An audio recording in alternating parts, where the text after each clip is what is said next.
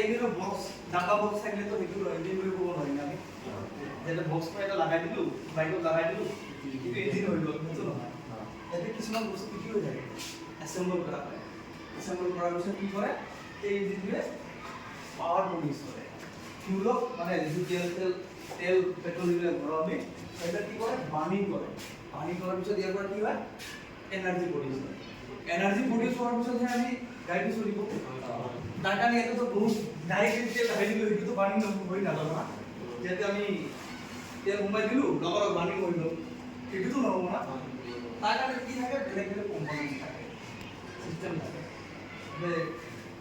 তোমালোকে মানে নিশ্চয় কিছুমান মানে দোকান হওক ঘৰত হওক দুই এটা কথা বাৰু শুনিছে কেতিয়াবা নাম শুনিছা পিষ্টন বেয়া হৈছে শুনিছে না নাই তাৰপিছত এই চিলিণ্ডাৰ বেয়া হৈছে আৰু এটা ৱাৰ্ডটো শুনি থাকা তোমালোকে এই টু ষ্টন ইঞ্জিন